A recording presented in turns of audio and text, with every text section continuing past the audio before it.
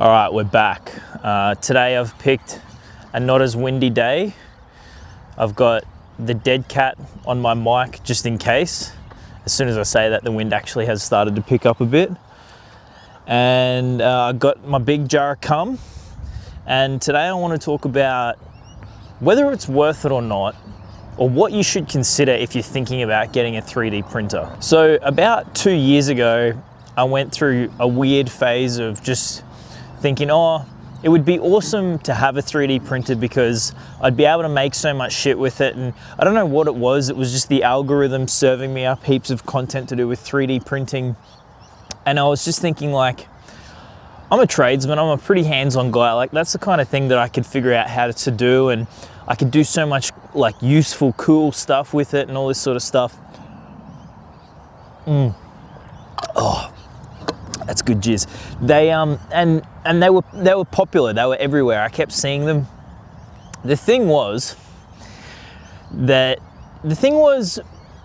and I didn't realize this until I'd owned it for a little while, and I sort of thought to myself, hey, I haven't done anything with this 3D printer. And there were two problems. One was, and this is the main problem, unless you know how to use some sort of CAD software or some sort of, like CAD or anything like that, even to a basic level, you're relegated to only being able to print and use other people's designs, whether that's what you find on Thingiverse, or whether you have a specific use case for something where you actually do need something 3D printed and it's not really feasible to get it machined or welded or fabricated or whatever. The thing is, and so obviously, so you would get someone else to draw it up for you and print it and manufacture it or whatever.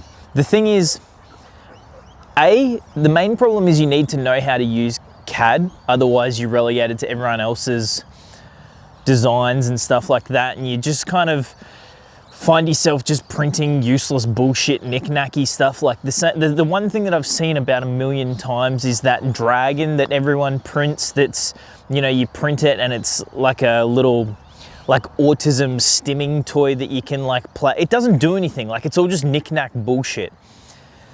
And that sort of leads me into the second problem, is that I thought they were really cool and I really wanted one, but the problem was I didn't actually have any good use cases for it. And I've had it probably now for 2 or 3 years, and it was only very recently that I actually sat down.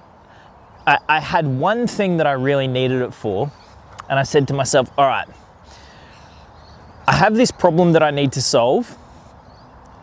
I have the tool for it. I have a 3D printer. The only thing I don't have is the ability to draw it in CAD. And I said, it's a pretty basic design. I'm sure it shouldn't be that much effort for me to be able to figure out how to use some sort of free CAD software enough so that I can make this thing I need to make. So what I needed to make was, I switched from GoPro to the DJI Action 4 for the action cameras, because that's a whole video in and of itself, but DJI's stuff is just better than GoPro. I could go into a whole thing and that will probably spark its own argument, but I made the switch from GoPro to DJI, and I had a specific mount on my skydiving helmet that basically, it basically meant that you wouldn't have any entanglement risks on the helmet. Where's my dog? Pam, come this way. Come on. So I switched from GoPro to DJI, and there's this, and all of the action cam mounts between GoPro and DJI for the small, normal form factor action cams, as you know them, all the mounts for those are interchangeable, so that wasn't an issue for the more generic mounts. But there's a specific mount for skydiving helmets that basically, it's called a cookie roller mount, and basically the purpose of it is so that when you deploy your parachute as all of your D-bag and all of the shit that comes out of a parachute, there's obviously cords and lines and stuff like that without getting super technical. And what can happen is it comes up over your back as you deploy it and it can get wrapped around your helmet. And obviously, I probably don't really need to explain why that's bad. So this mount, the purpose of it is to have no snag points or points where anything can get wrapped around. And it only worked with the GoPros. It didn't work with the new DJI cameras.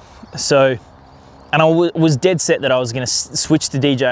I'm fucking over GoPro. They haven't innovated in ages. They just didn't deserve another $600 of my money for the newest release of GoPros.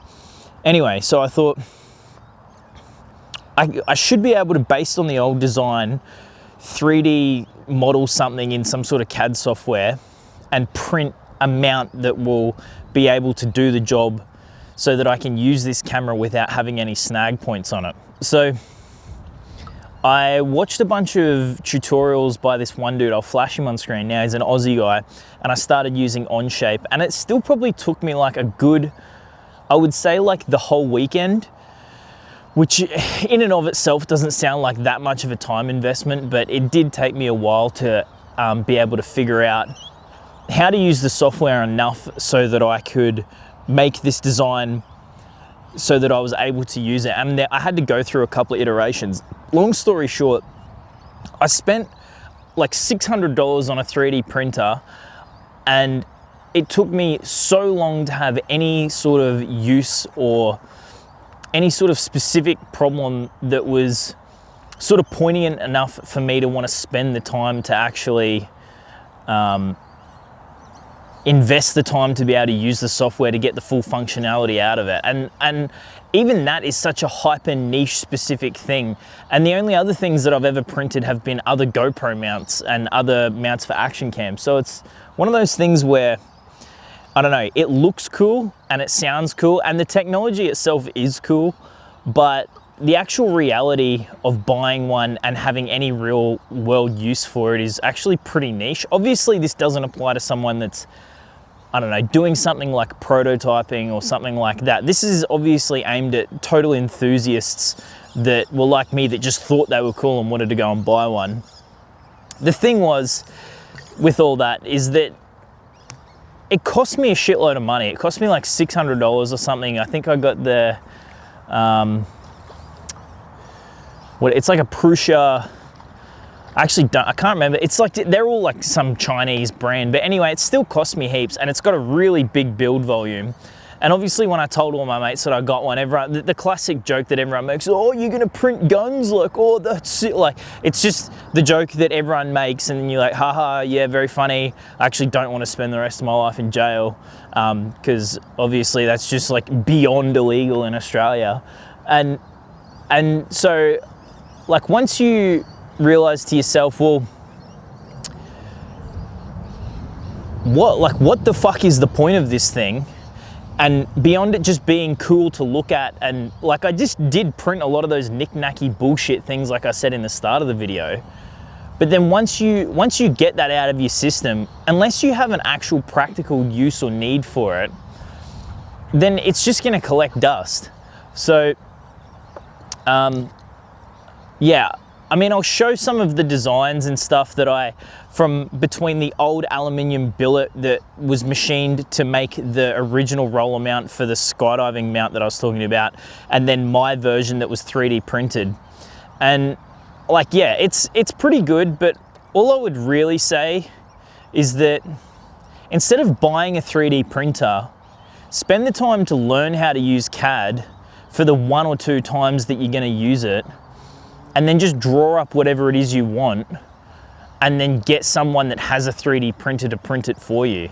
And even then, like, most of those people that have 3D printers that will offer that service, if you can just kind of draw out on a piece of paper what it is you need for them to print, like, it's just, I don't know, it's just something that, it's like another item on the long list of random bullshit that I've bought that's actually just ended up being an expensive paperweight and just a dust collector. So, yeah, so, and then, but this is all like the top down, I'm pretty sure it's called like FDM style printers, or whatever it is, where it's kind of like a MIG welding gun just facing down. That's the type of printer that I've got that I'm talking about. If you're into like Warhammer or painting minis or anything like that, then getting a resin printer for that is probably like its whole own thing. And I'm pretty sure they're like pretty maintenance heavy, the resin printers, because obviously you're dealing with all the fumes and the liquids and all that sort of bullshit as well. So,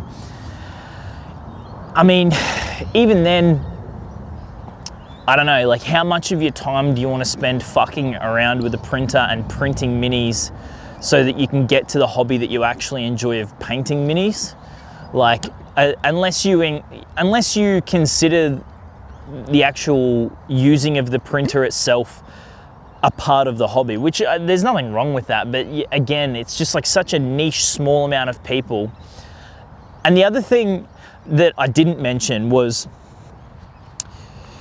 the amount of fucking around every time I have to do to zero it and recalibrate it. And like, maybe I've just got a shit brand of printer, but the amount, like every time I want to print something, maybe it's because I don't use it regularly enough or whatever, but it's been a minimum of like 30 minutes of fuck-assing around recalibrating it and getting it running right and feeding the filament back through the line and everything. And it's just like, I don't know, unless you love the hobby itself, 3D printers are just not all they're cracked up to be. So, so yeah, take that with a grain of salt. I don't know, you could buy one, or you could be watching this and thinking, I fucking love my 3D printer, this guy's a fucking idiot, which is totally fine.